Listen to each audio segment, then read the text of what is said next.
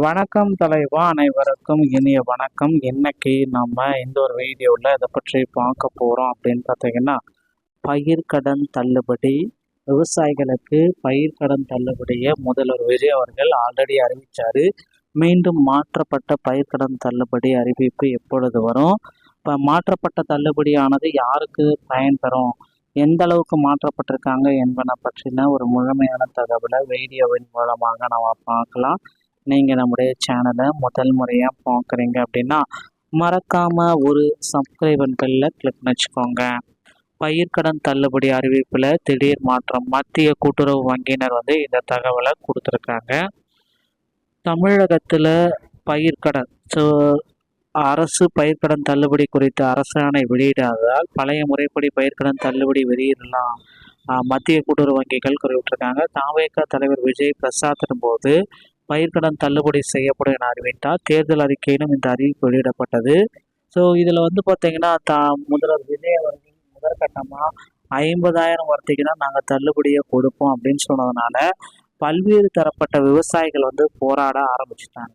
எங்களுக்கு பார்த்தீங்கன்னா அந்த தள்ளுபடி போதாது, விவசாயிகளுடைய வயிற்றில் அடிக்காதீங்க அப்படின்ட்டு கோரிக்கைகள் வச்சுருக்காங்க.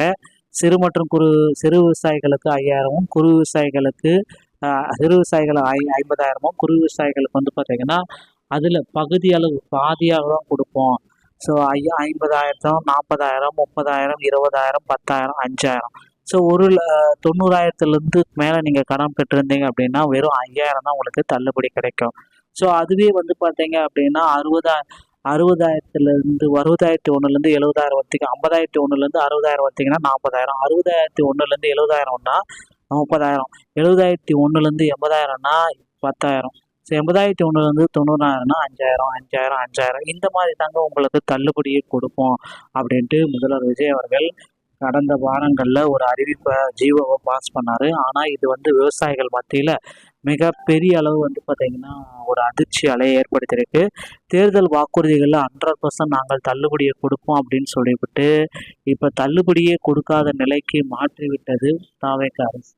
மக்களும் பார்த்தீங்கன்னா எங்களுக்கு தள்ளுபடியை உடனடியாக வழங்கியே நீங்கள் ஆகணும் அப்படின்ட்டு கோரிக்கைகள் எல்லாம் வச்சுருக்காங்க. அங்கங்கே பார்த்தீங்கன்னா போராட்டங்களும் நடத்திட்டு இருக்காங்க. ஸோ விவசாயிகளுடைய போராட்டம் கண்டிப்பாக வெற்றி பெறும். கண்டிப்பாக முதல்வர் அவர்கள் இந்த ஜூன் 15ஆம் தேதிக்கு முன்னாடி விவசாயிகளுக்கு ஒரு நன்மை பயக்கக்கூடிய செய்திகளை வெளியிடுவார் அப்படின்றது எதிர்பார்க்கலாம். ஸோ முன்கூட்டியே ஜூன் 15க்கு முன்னாடியே முதல்வர் விஜய் அவர்கள் நிச்சயமாக விவசாயிகளுக்கு 100%, ஸோ சிறு மற்றும் குறு விவசாயிகள் அனைவருக்குமே 2.5 ஏக்கர்ல 5 ஏக்கருக்குள்ளே இருக்கிற அனைவருக்குமே கண்டிப்பாக 100% தள்ளுபடி, அதாவது அவங்க 2 லட்சத்துலேருந்து 4 லட்சம் வரைக்கும் தள்ளுபடியை கொடுத்தே ஆகணும் அப்படின்ற சுச்சுவேஷனில் இருக்காங்க.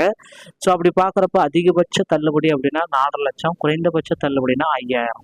ஸோ இந்த மாதிரி ஒரு தள்ளுபடியை முதல்வர் வெளியிடுவார் அப்படின்றது எல்லோருடைய எதிர்பார்ப்புமா இருக்குது. கண்டிப்பாக ஸோ இந்த ஜூன் 15க்கு முன்னாடி சட்டமன்றத்தில் முதல்வர் விஜய் அவர்கள் திருத்தப்பட்ட பயிர்க்கடன் தள்ளுபடி பட்டியல் அந்த ஜிஓவை பாஸ் பண்ணுவார். அதே போல் இந்த தள்ளுபடி பட்டியல் யாரெல்லாம் பேங்க்கில் எந்தெந்த பேங்க்கில் தள்ளுபடி வழங்குறாங்க அப்படின்ற மாதிரி ஒரு பட்டியலை ரெடி பண்ணிட்டு இருக்காங்க.